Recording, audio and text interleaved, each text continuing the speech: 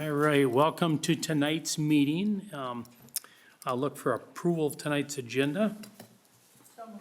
Is there a second? Second. And a second, is there any discussion? Seeing none, all those in favor signify by saying aye. Aye. Pose the same sign. Well, looks like we've got our study session in order. Tanya must be our presenter. Go for it. Good to see you.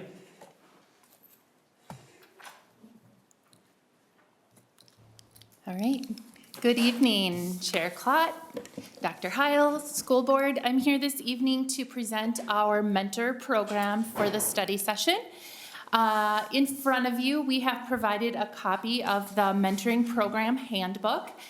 This has been a work in progress for the last couple years, but it'll be the first year we're handing it out as part of our onboarding process tomorrow. So I'll be referring to various pages throughout the handbook tonight, so I wanted you to have a copy at hand as well. Our program mission is that Albert Lea Area Schools Mentoring Program will provide physical, emotional, instructional, and institutional support for the success of educators new to our district. Tonight, we'll be covering an overview, the components and program goals, the types of support provided for our new staff, the roles of these various stakeholders. So the mentor, the mentee being the new teacher, our administrators, and then also our mentor facilitators. And then finally, program evaluation. Those are the 4 topics we'll cover tonight. Starting with our overview. If you want to follow along in the handbook, this information is on page 4. It's the exact same information in your handbook. So the program goals are to support our early career and developing teachers with foundational guidance. And then we also recognize that at times we hire staff that aren't fresh out of school and they have experience. So it's also engaging our experienced teachers through mentorship. And then for all teachers, regardless of what license tier they're at, being able to foster continuous professional growth across the entire teaching continuum. Program overview is actually back on page 2. The program overview, it covers what the mentoring program is as a whole, onboarding, the mentor-mentee monthly checklists, and then the professional development that we provide. So on that first bullet, the mentoring program is that if you are a teacher new to our district, regardless of the tiered license that you have, you will be assigned a mentor for your first year of employment. And the purpose of that mentor is really to provide information and support, encouragement, that coaching role in your first year. With our mentor program at Albert Lea Area Schools, we have that official mentor assigned in year 1. In years 2 and 3, if they're a new teacher, it really falls on our instructional coaches to provide that mentoring support. And then after they gain continuing contract in our district, then they begin that cycle of teacher development and evaluation.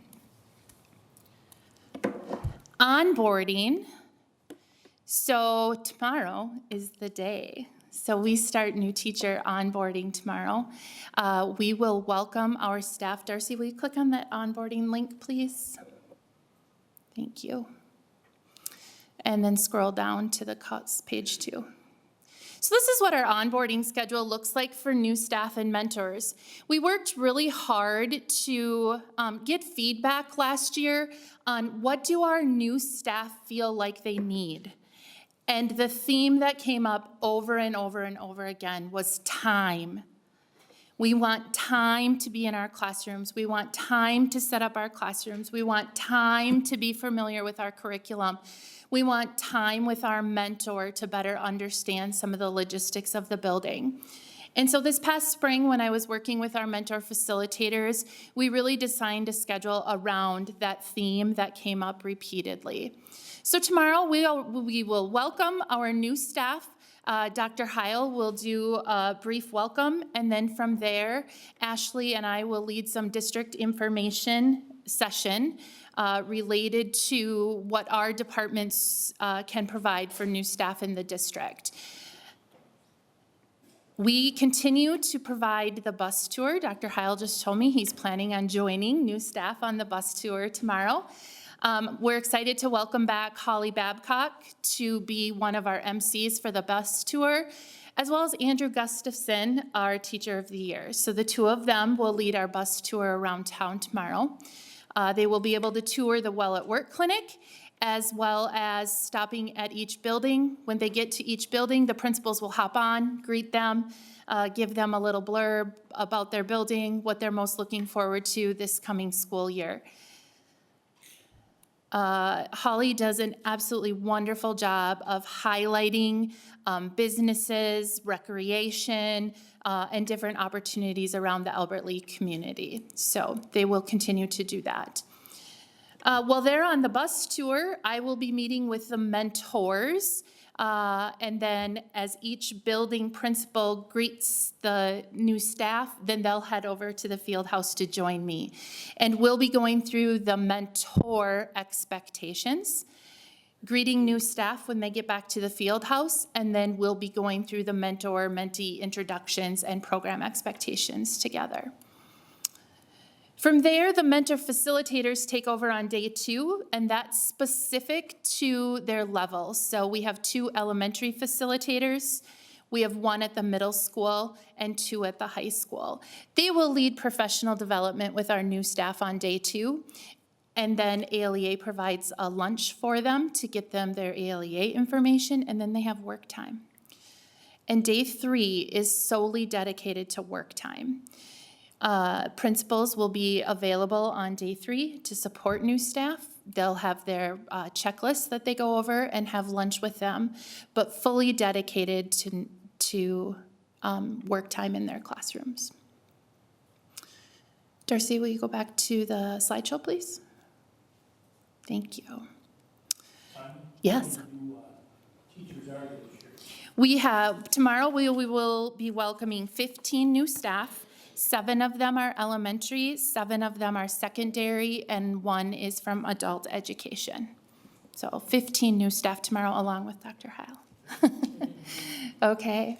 Another component of our mentor program is mentor-mentee checklists, monthly checklists. Darcy, please click on that link. These have been revamped both last year and this year. With our initial mentoring program, we had checklists that we went through every year. We're using a different resource called Mentoring in Action. This is the tool we're using now.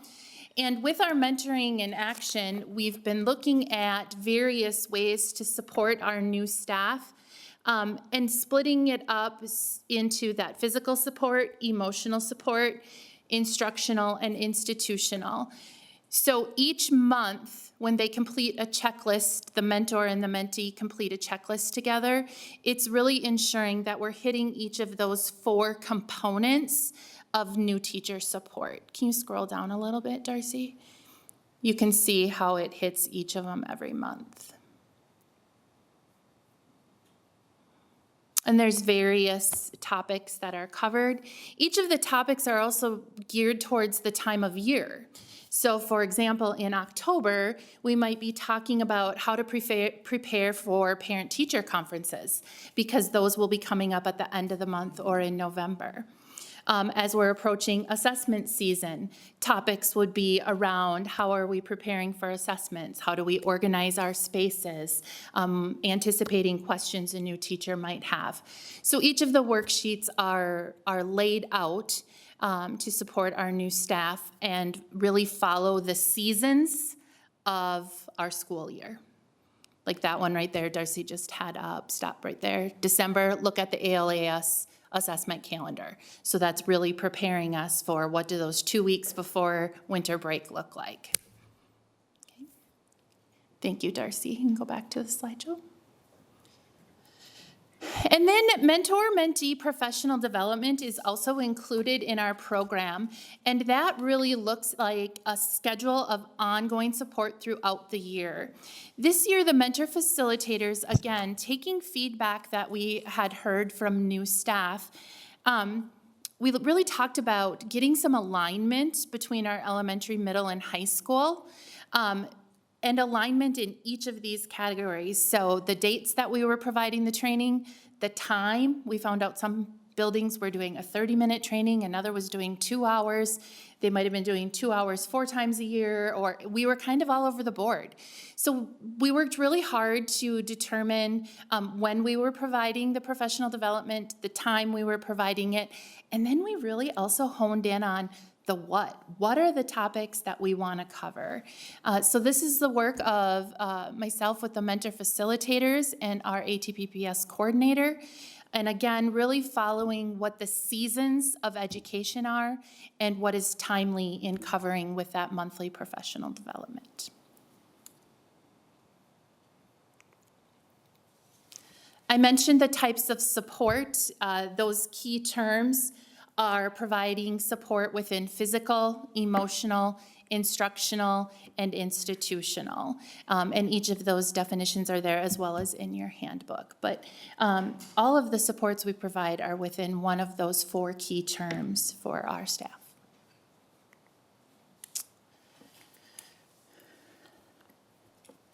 The next area is looking at our mentor, our roles and responsibilities of those 4 stakeholder groups that I mentioned at the beginning. So our mentors, mentees, administrators, and then our mentor facilitators. Last year was the first year we started doing tiered mentoring responsibilities. If you recall, we now have an part of our agreement for mentorship is a tiered pay schedule.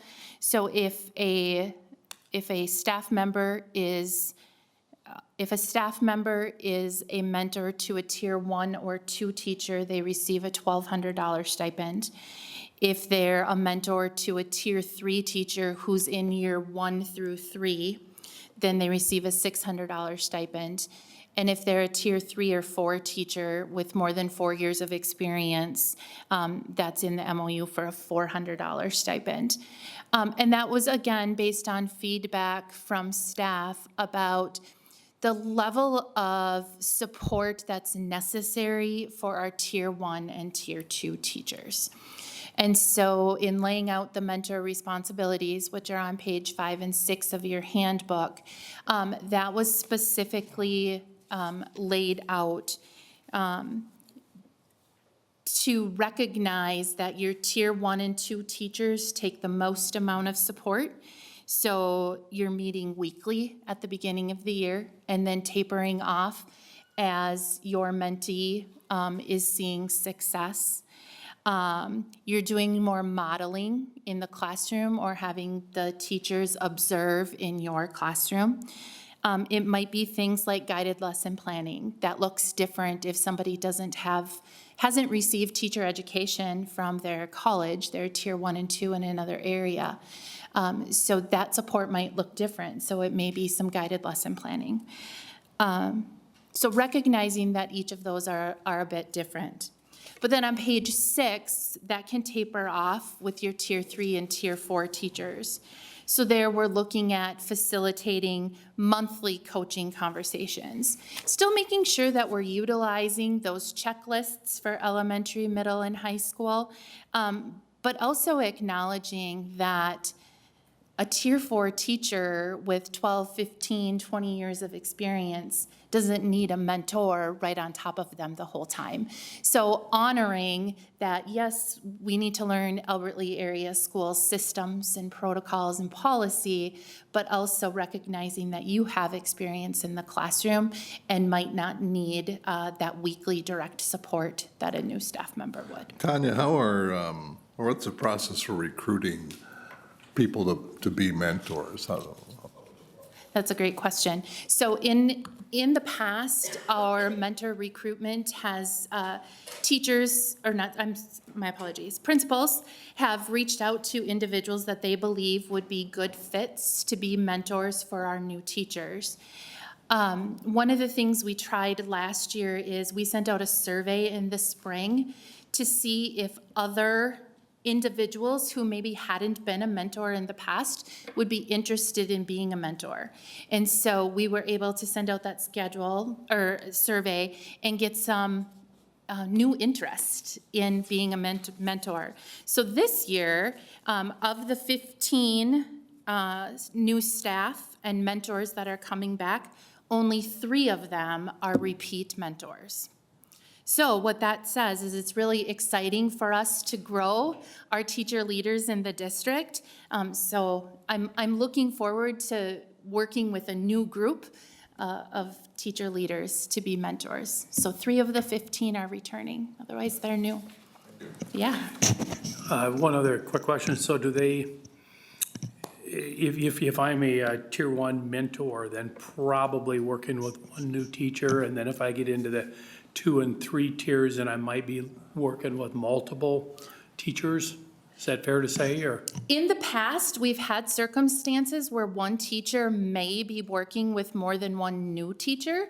This year, we don't have any of those situations. So this year is all one-to-one. I don't have any duplicates, but we've had duplicates in the past. This year, not yet. Yep.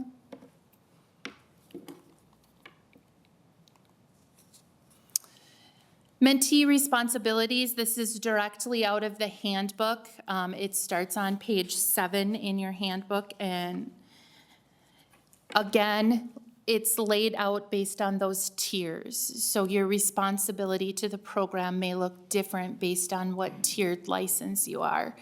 So we ask that you're actively participating in those mentor meetings, that you are actively taking advantage of observations in both your mentor's classroom or other observations that are available to you. We have a great process right now with our high reliability schools to be able to get in and do observations in classrooms. So really encouraging staff, regardless of what tier they're at, to get in and observe their colleagues. And the greatest part about that is you're really able to connect on instructional strategies and how to make it work within the instructional model. And then being able to reflect on when you've implemented those strategies and practices, is it impacting student outcomes? Asking them to be prepared for those mentor-mentee sessions, and then just keeping open communication and demonstrating professionalism. For tiers 3 and 4, we really talked about as the year goes on, it's important to think about how we are growing as educators, how we're growing as professionals. So helping our new teachers, but they're tier 3 and tier 4, identify those focus areas. And, allowing them to pilot new strategies if they want to try a new strategy in their classroom. And then asking them to be an active contributor to our professional learning communities on a weekly basis.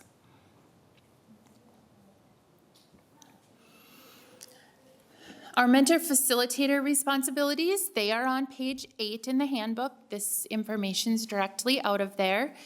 Our mentor facilitators, as I mentioned, we have 2 at the elementary. We used to have 4, 1 per building, but that team of individuals chose to do 2 and have really created a solid system around what that facilitator work looks like. So 2 at the elementary level, 1 at the middle school, and then 2 at the high school again. They work very closely with our instructional coaches. 4 of them are instructional coaches, so they are pulling in the other instructional coaches to really look at best practice and how to collaboratively design the mentor program, and then just looking at what ongoing support there is. Working at coordinating with myself, but also their building administrators, on how do we support new teacher orientation, but also our monthly professional development sessions as well. I think one of the things that our mentor facilitators have done a really great job of is on those monthly checklists, there's a spot that says celebrations, but then also a spot that says areas where you need support. And so they're doing a great job of following up on those areas of support that's needed, and then connecting back, as it says here, connecting back with instructional coaches and building administrators to make sure that our new staff, that that those checklists don't become a hoop that we jump through and something we do, but they're actually an active living document that we're committed to following up on.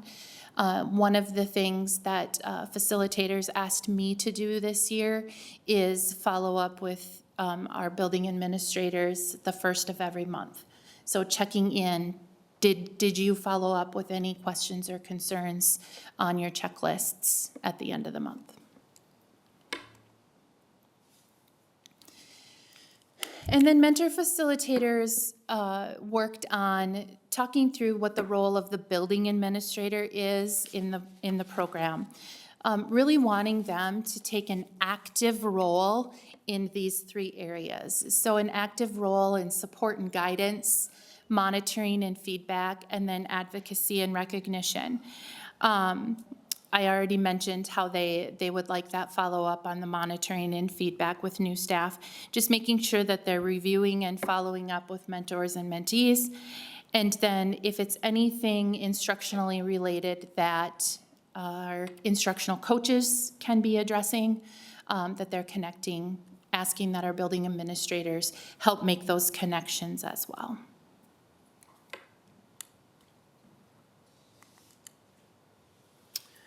The last part of the program is making sure we're doing an annual program evaluation. That's on the back page. Our annual program evaluation right now consists of surveys from our mentees and mentors, growth tracked through teacher self-assessments and administrator input, and then making sure that we're making adjustments annually based on the feedback that we've received.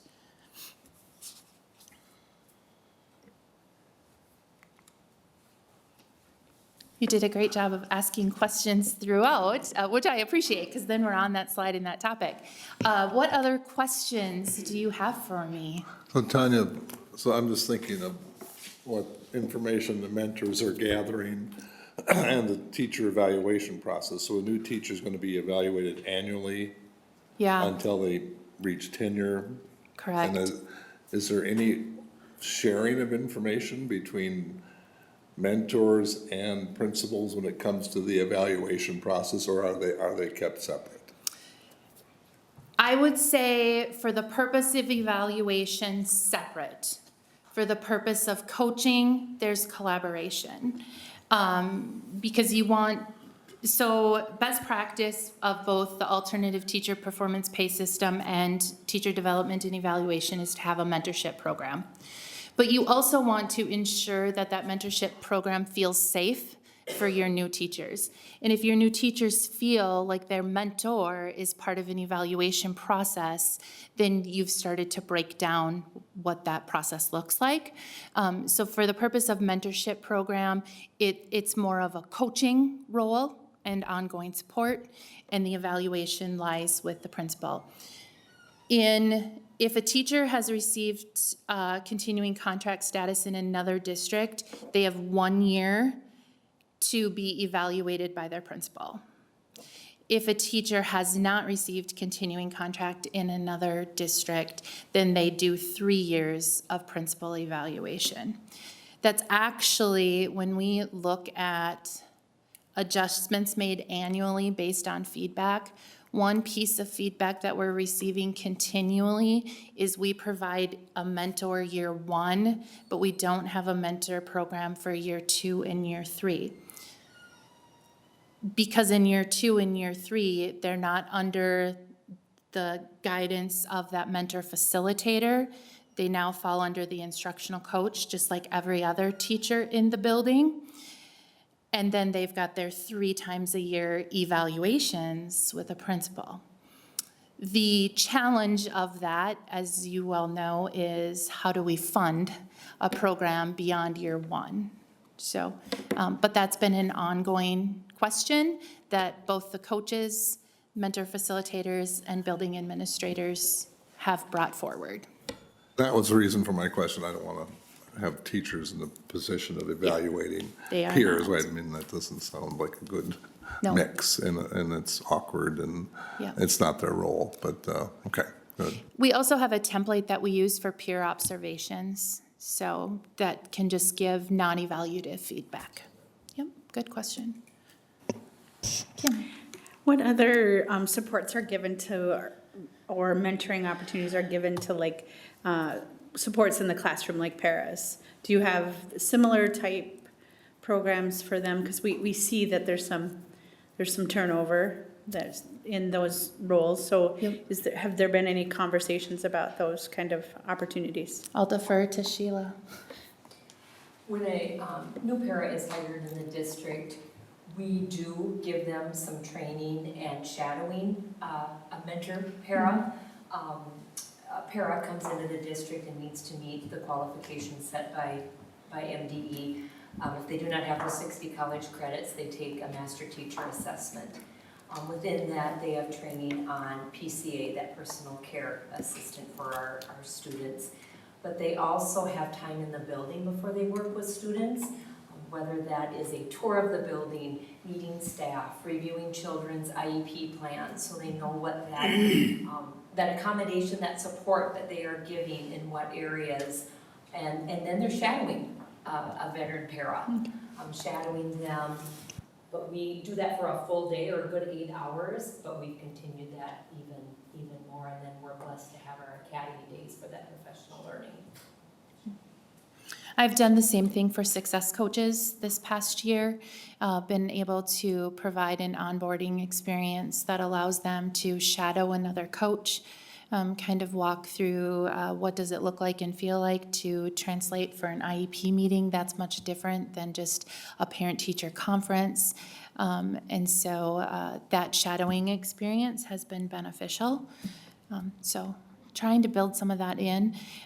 Success coaches are also built into our professional development days as well when it's relevant to the work that they do. So they'll be built into our literacy training because they'll be providing interventions and literacy supports for our students. So they're built into that professional development this year. They're built into things like positive behavior supports and cultural competency. So we make sure to build it in when it's relevant for them as well. Other questions? I have fond memories of how I sat in my room in 1968 waiting for somebody to come and tell me what I was supposed to do. I knew I was teaching 3 classes of English 10 and 3 classes of English 11, and I just assumed that someone would appear and deliver exactly what I was supposed to do in those classes. But they never came, it's like waiting for Godot. And so it finally dawned on me that I'm going to have to figure this out myself. And there's something to be said for that. But on the other hand, I'm hoping that somewhere in this process, our new staff are going to have someone who is very familiar with the curriculum and the organization of their class materials, the day-to-day, what am I going to do on Thursday? What are my students going to be doing on, every day of the course? Because that's really important, especially if you've never done it before. Yeah, it certainly is. We've tried to, at the elementary level, assign a mentor within the same grade level because that curriculum connection is really important. Learning how to navigate your curricular resources and understanding the standards. So we've tried to assign same grade level mentors. At the secondary level, mentors are often within the same department. But as you know, being a former high school teacher, just because you're in the same department might not be the same class. So there's some tricks within that to ensure. But we also want to find a good fit because that's important too. We've talked so much about how relationships matter. So that's taken into consideration as well. having said that, there was no program Right. for mentor-mentee in 1968 or until very late in my teaching career. And then I had the happiness of being one myself a few times, and it's a great experience.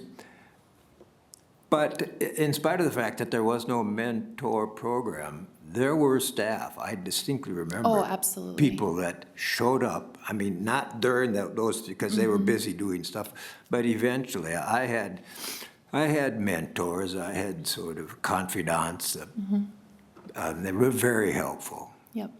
And that'll be part of our work tomorrow when the mentors come. The mentees will be on the bus, the mentors will come. That's part of what we're going to identify is who were mentors in your life and what were quality things that they brought to the table that made them a mentor. And so identifying those things, I was in the same boat, new to the district in 2002. ATPPS was not yet adopted in Albert Lea.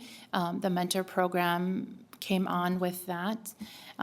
So while we've had it for many years, I don't know the exact year, what do you think, 2005, 6, somewhere in there? Best guess? Yeah, I started in the 90s, and we certainly didn't have mentors, but I would say what we had was that sense of team. And I will say the first year that I was a teacher, no clue what I was doing, but my grade level team carried me through that year. And I think we still have that. This is more just an official role of ensuring we're not losing somebody falling through the cracks here. Yep. So I completely understand what you're saying now. We've I all do been too. mentors to each other or support, but this is just more official of making sure, and that making sure we're supporting new staff, because we don't want to lose new staff. And we don't want them frustrated and support. And to Gary's question of, that the mentors and instructional coaches are not evaluators, the principal will reach out to the employee and say, you really should work with the instructional coach on this. You should approach them. So it's not the instructional coach, well, here's what you need to work on. I mean, through their own observations, they might, but Agreed. it's meant to be a very collegial relationship. Agreed, yeah. And I think the ATTPS program overlaps with this mentor-mentee somewhat. There's, there's collaboration in both contexts. Yeah, So with QComp, you do need a mentorship program that you submit to the state. yep. Good. Any other questions? All right, I thank you for your time this evening.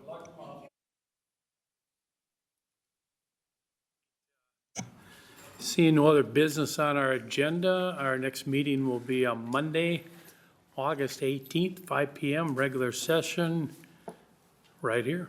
Have a good night. Thank you.